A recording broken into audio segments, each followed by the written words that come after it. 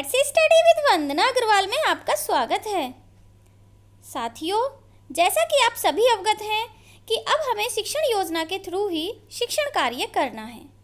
तो शिक्षण योजना की अपनी श्रृंखला के अंतर्गत मैं आज लेकर आई हूँ कक्षा 3 के लिए हमारा परिवेश की शिक्षण योजना, जिसका टॉपिक है परिवेशीय जीव जंतु।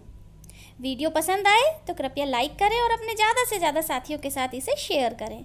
अगर आप चैनल पर नए हैं और इसी प्रकार के अन्य वीडियोस भी आप पाना चाहते हैं तो कृपया चैनल को सब्सक्राइब कर लें, ताकि मेरे अन्य आने वाले वीडियोस के नोटिफिकेशन आपको सबसे पहले मिल जाएं।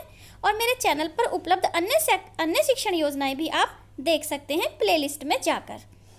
प्लेलिस्ट में शिक्षण योजनाएं नाम से जो एक प्लेलिस्ट बनी हुई है, उसमें और भी सब्जेक्ट्स की और भी क्लासेस की शिक्षण योजनाएं आप देख सकते हैं। तो आइए आज का टीचिंग प्लान स्टार्ट करते हैं।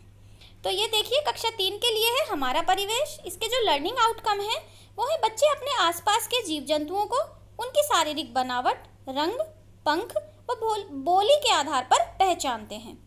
बच्चे जानवरों को उनके आहार के आधार पर पहचानते हैं कि वो शाकाहारी हैं या मांसाहारी। और बच्चे जीव जंतुओं को उनके रहने के स्थान के आधार पर पहचानते हैं कि वो पालतू हैं या जंगली हैं। तो ये सारे लर्निंग आउटकम हैं इस चैप्टर के। सहायक सामग्री में हम पालतू और जंगली जानवरों के चित्र, पानी में रहने वाले, जमीन पर रहने वाले जानवरों के चित्र इत्यादि का सहारा ले सकते हैं।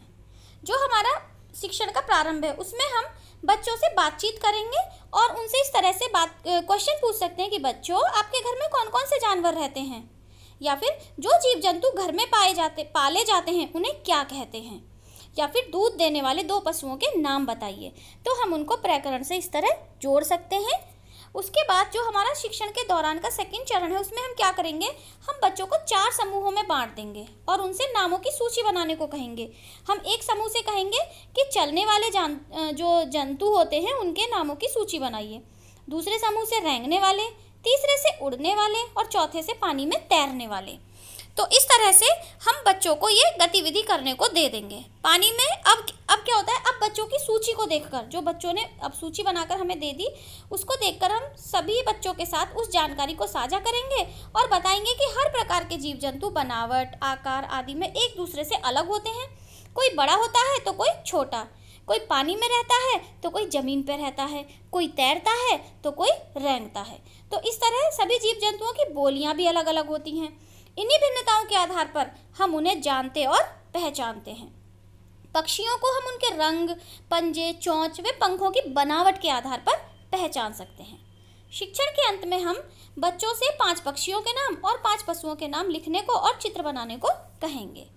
गृह कार्य में हम जीव जंतुओं के नाम लिखो, जैसे कि चोंच वाले, पूंछ वाले, सींग वाले। इस तरह से हम बच्चों को होमवर्क भी दे सकते हैं। अब हमारा अगला कार्य दिवस इसी चैप्टर से संबंधित है। ये भी हमारा 35 to 40 मिनट्स का होगा और ये हमारा द्वितीय दिवस है। इसमें हम क्या कहेंगे, जो हमने पहले पाठ पढ़ाया है, कल पढ़ाए गए पाठ के अंश की पुनरावृत्ति करेंगे और उनसे संबंधित प्रश्न भी बच्चों से पूछेंगे। जो हमने कल उन्हें होमवर्क दिया था उससे रिलेटेड प्रश्न हम उनसे पूछ सकते हैं कि बच्चों ने वो किया है या नहीं। ये वार्तालाप और प्रश्नोत्तर के द्वारा होगा ये सेशन, और इसका समय होगा 5 मिनट्स का। अब शिक्षण के दौरान हम चैप्टर को आगे कंटिन्यू करेंगे। बच्चों, आज हम आहार के आधार पर जीव जंतुओं को वर्गीकृत करेंगे। कुछ जीव जंतु घास, पत्तियां, अनाज के दाने, फल, सब्जियां इत्यादि को आहार के रूप में लेते हैं, ये शाकाहारी कहलाते हैं। कुछ जीव जंतु मांस को आहार के रूप में लेते हैं, ये मांसाहारी कहलाते हैं। जबकि कुछ ऐसे जीव जंतु होते हैं जो फल, मांस, कीट पतंगे, अनाज सभी प्रकार का भोजन लेते हैं, तो वो कहलाते हैं सर्वाहारी। फिर हम बच्चों को कुछ एग्जाम्पल दे देंगे। जैसे शाकाहारी जंतु होते हैं जैसे कबूतर, तोता, हिरन, बकरी, गाय, भैंस, हाथी। मांसाहारी की श्रेणी में हम रख सकते हैं शेर, चीता, चील, गिद्ध, बाज। और सर्वाहारी जो दोनों ही तरीके का भोजन ग्रहण करते हैं, उसमें आ सकते हैं कौवा, मुर्गी, सियार, कुत्ता, बिल्ली। तो इस तरह से हम बच्चों को उनको नाम भी बता सकते हैं। अब हम उनसे एक गतिविधि कराएंगे। हम पूरी क्लास को 3 समूहों में बांट देंगे, जिसमें हम सभी प्रकार के जीव जंतुओं के नाम मिश्रित करके उनको या तो बोर्ड पर लिख देंगे या फिर किसी चार्ट पे लिखकर बच्चों को उसको दिखाएंगे और बच्चों से कहेंगे कि इनको शाकाहारी, मांसाहारी और सर्वाहारी जंतुओं में बांट दीजिए।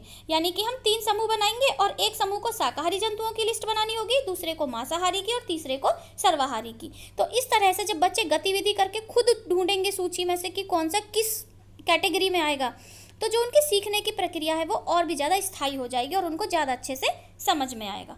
शिक्षण के अंत में हम बच्चों को थोड़ी सी जानकारी और दे देंगे कि बच्चों, पशु पक्षी अपने भोजन, आवास और सुरक्षा के लिए हम पर निर्भर होते हैं, अतः ये आवश्यक है कि हम उनकी देखभाल करें और पालतू पशु पक्षियों का नियमित रूप से टीकाकरण करवाएं।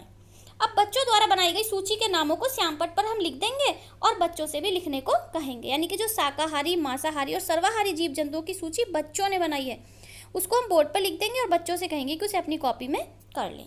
गृह कार्य में शिक्षिका बच्चों को पाठ से संबंधित कुछ प्रश्न करने को देगी, जैसे 5 पालतू जानवरों के नाम चित्र सहित लिखिए, 5 सर्वाहारी पशु पक्षियों के नाम लिखो और हमें पशु पक्षियों की देखभाल क्यों करनी चाहिए।